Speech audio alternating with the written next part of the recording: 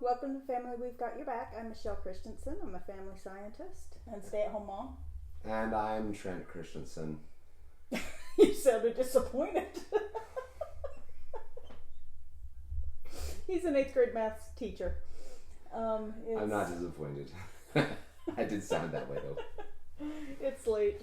We watched a movie as a family because he took the day off so we could set up our will and trust so that if we ever died or in an accident or whatever, our minor children would not be kicked out of their home. Yeah. We thought it would be a wise option now that we actually own a home, own a mortgage for a home. Anyway, and so we today felt like a Saturday. It did. It was pretty nice. And so we were watching a movie. It was Pearl Harbor because my son was flipping and I said, oh, we have a relative that's a character in that movie. If you've seen Pearl Harbor, the Cuba Gooding Jr. Character, the captain of his ship is my relative. And so when my son found out about that, he's like, oh, and we watched it, and Trent's never seen it. Apparently not, yeah. I think I might have fallen asleep because I know that you've seen it before. I saw it, and I don't it was know probably why when Esther I was pregnant and needing something to do. I think it's that old. Yeah. Anyway, so, yeah. So, and just watching the war movie really got us thinking about your things. civic duty. Yeah. You know, and how best to represent yourself, or I don't know how to explain it. Like lately there's been a lot of negativity online. And I guess it's not just lately. It's been going on for some time. It's a long. People are just being very, very hateful about how they're supporting their country, and it's really just hurting them and tearing our country apart. And it doesn't matter what political party you belong to, or even if you belong to a party or not. That decent human behavior. Yeah, that should be the most important thing. Baseline for how you conduct your opposition or whatever.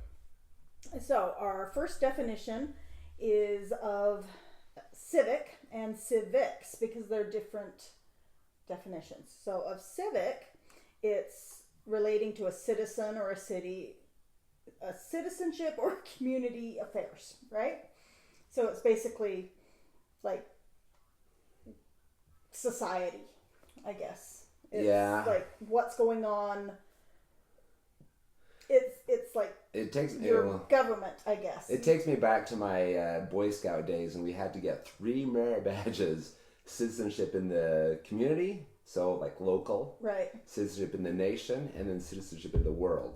And all 3 were required to get your eagle because it's that big of a deal. Yeah, understanding government and understanding what kind of government you live under, and your responsibility to that government, because each government has different rules, different obligations.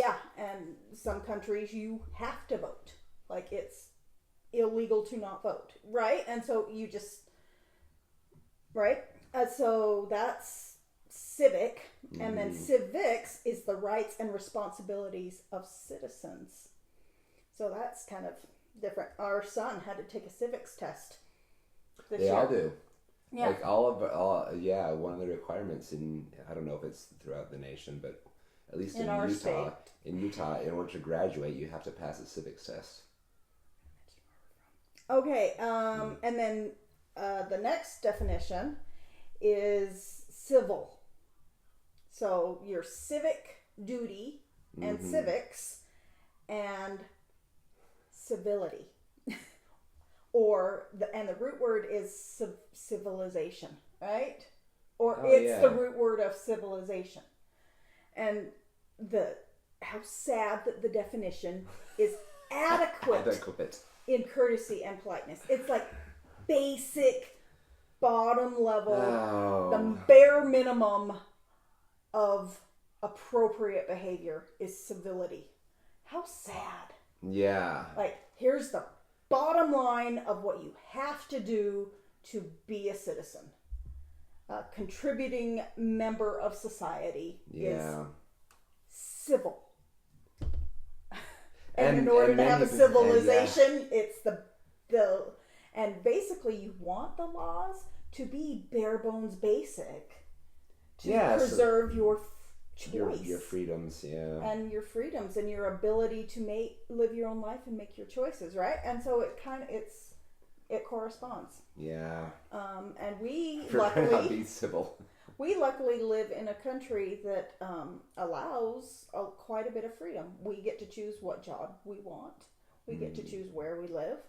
We get home ownership. We don't get told by the government where to live and what job to do. And we get a lot of choice. Yep. So we are very lucky to live in America. And so the first thing about civics that we're learning tonight is there's a lot of discussion about democracy online lately that I've noticed, and calling for democracy. Democracy is actually warned about by the founding fathers because it is actually not a good thing. And democracy is every citizen gets a vote and majority wins. And that is the fastest and easiest way to subvert the minority, to oppress people, to go down a bad road, because might equals right. Those with power tend to gather more power, and it is really difficult to oppose that. And if most people are making good choices, then I imagine it would work well. But it's can turn on a dime. In human nature, we're led to the path of least resistance. We are. And we want our lives to be of ease. And in order for our lives to be of ease, then someone's going to get stomped on. Yes, right? And democracy is the easiest way to get stomped on. So, our government is actually a constitutional republic. And so the difference between those is we vote on a constitution, and that's why every time there's a constitutional amendment, we have to vote on it, right? And that's not something that our representatives can do for us. And so we vote on a constitution, and in that constitution, we decided to elect representatives so that to make the laws and governing choices for us. And so we choose carefully who we want to represent us in forming laws. And once we've chosen them, they have a term of office, and they don't actually have to listen to you. Yeah. And you've chosen them. And they're like, okay, now I have the power to act. I'm going to do what I think is best. If they're a good leader. Yeah. If they're not a good leader, they're like, how can I keep my position? How can I stay in power? How can I get more money? How can I do what I want to do? Yeah. And that's the people you should vote out. But, okay. So this is obviously not a partisan thing.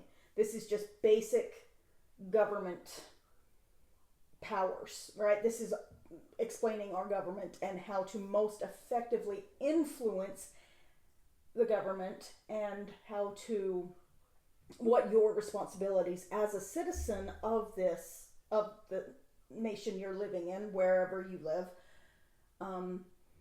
can participate, right? Like, what are your responsibilities due to the place where you live? And so those elected representatives review the laws and do the voting on what becomes a law for us, right? And so So what are our responsibilities in this constitutional republic that we live in, right? First rule of debate is don't make it personal. You do not attack the person. You attack the issue.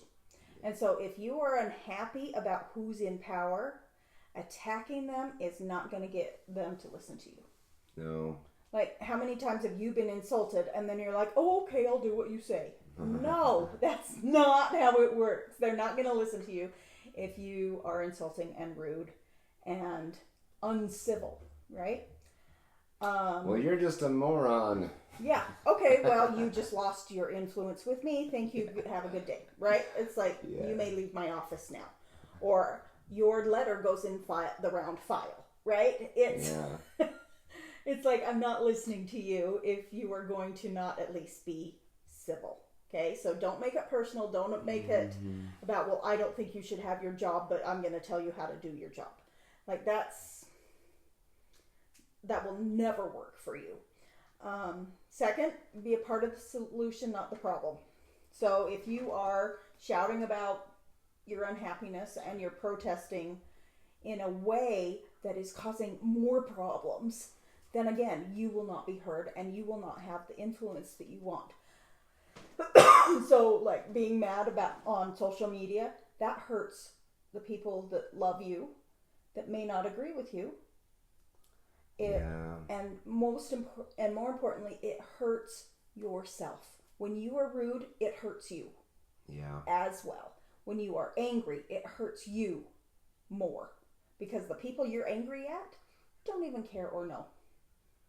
Or if they know, they don't care. Right? They're just trying to do their job the best they can, typically, if they're a good leader. And they're doing what they think is right for their constituents. And if you're unhappy with them and causing problems for them, they're not going to listen to your complaints. So, like, I saw this situation where the environmental protesters were angry. And so they pulled a trailer across the road and tied themselves to it somehow. And we're just sitting on this trailer in the middle of the road. So what the cops do? They moved the trailer and arrested the people. Yeah. Are the people who are protesting environmental change or whatever it is they're protesting, are they being listened to? No. Now they have a criminal record. I mean,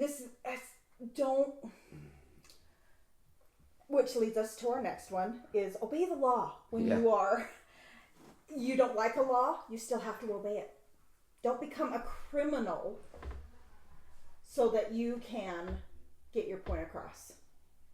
That's ridiculous, and it just hurts you, and you're not being listened to. Your opinion is not being heard, and you're damaging your entire, I guess, side, because you're not communicating effectively if you break the law.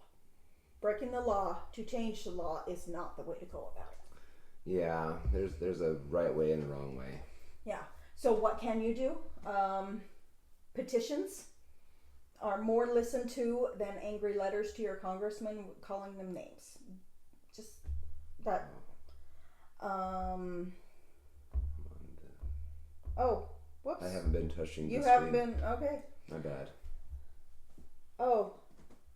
Whoops, we missed one. I skipped a slide. Sorry, go back. Can we go back? Okay, so the lift where you stand is basically... No, I'm going the wrong way. Okay, technical difficulties. All right. That's on you. So, yes, it is. Okay, so civic responsibility of being a citizen is learn about the issues and the candidates and vote.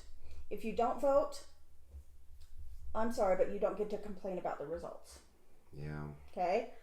And if you don't know the issues, and I'm not talking about misinformation you hear on the internet, right? Like actual real facts and actual real facts about the candidates, and then make an informed decision based on truth and vote. Support the choice of the voters and say, okay, this side won, whether it was your side or not or whatever, and then you do what you can to support that leader in doing the best job they can. Even if you disagree with them, you need to support the office. Does that make sense? Yeah. And so name calling, not helpful, right? So your the way you can support them can be through protest and using your rights and your freedom of speech to speak out against something you see, but provide a solution and not just complaint, right? And so by making your opinion known and saying, okay, this is the way I believe things should be done. Do that in a polite, civil way, right? So back to being, the last one is after when you're obeying the law, lift where you stand. And so when I was in government/economics class in college, I was like, so what's the point? Learning about the government, I'm like, I have no power. It's hopeless. Like, there's nothing I can actually do. And the TA for the class that I said this to said there's usually a service project at the end of this class. This was a visiting professor and didn't know about the service project. So my section of this class did not have a service project. Anyway, and so and it's for the community. It's like they see a need and they try to fulfill it. So if you see a need, you try to ease the suffering of someone else. And that is where you can be the most effective. Unless you're actually in the government, you making the lives around you better or trying to influence the lives around you for good is the best way that you can support your community, your home, your community, and far reaching out, because the more people that work together despite their differences, the better the community becomes. Like, because if, say, the elderly people in your neighborhood can't get out and clean up their yards, if the neighborhood gets together and works and does it for them, the whole neighborhood is more taken care of, right? Yeah. And that's the idea with Lift Where You Stand, is where do you have the most influence?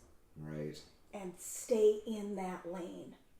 Stay in that area and have in your sphere of influence and have the most impact, because that's who leaders look to, is community that are doing it right. Right. So anyway, so that's our basic advice for people who live in a community. Yeah, and to be involved in a positive way instead of being angry. And like I said, your political views, I don't care who you support.